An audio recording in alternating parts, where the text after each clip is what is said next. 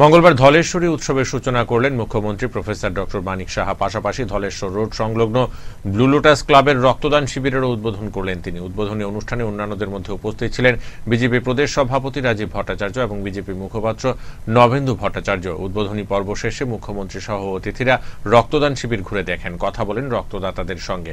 মঙ্গলবার থেকে শুরু হওয়া 4 দিন ব্যাপী ধলেশ্বরী উৎসব চলবে আগামী 26শে জানুয়ারি পর্যন্ত।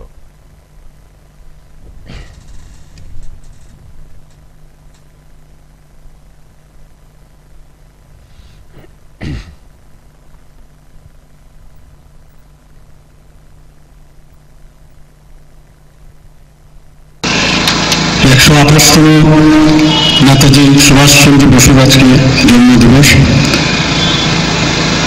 সেই উপলক্ষে আপনাদেরকে আমি শুভেচ্ছা জানাচ্ছি। এই বীর সেনানীর সম্পর্কে আমরা সবাই জানি কিভাবে দেশকে স্বাধীন করার জন্য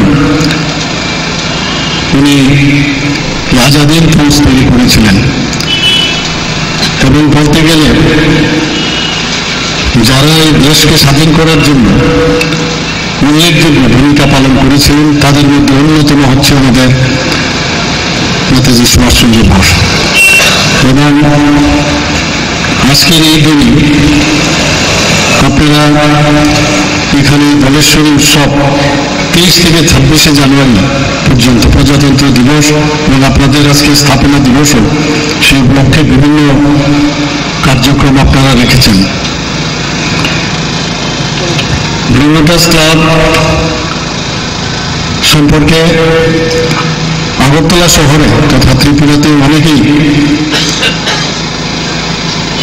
যতগুলো আগরতলা শহরে স্বনামধন্য ক্লাব আছে তার মধ্যে ব্লু লোটাস ক্লাবও একটা অন্যতম জায়গা নিয়ে নিয়েছে। শুধু ক্লাবের দৈনন্দিন যে একটা কাজকর্ম শুধু তাই নয়, অনেক ফিলান্থ্রপিক ওয়ার্ক আপনারা করেন। আমি যা খবর আছে আপনারা ক্যান্সার হসপিটালে ফল বিতরণ করেন এবং এই ধরনের যে ব্লাড ডোনেশনের শিবির সেটাও আপনারা করে থাকেন, আজকেও সেটা করছেন।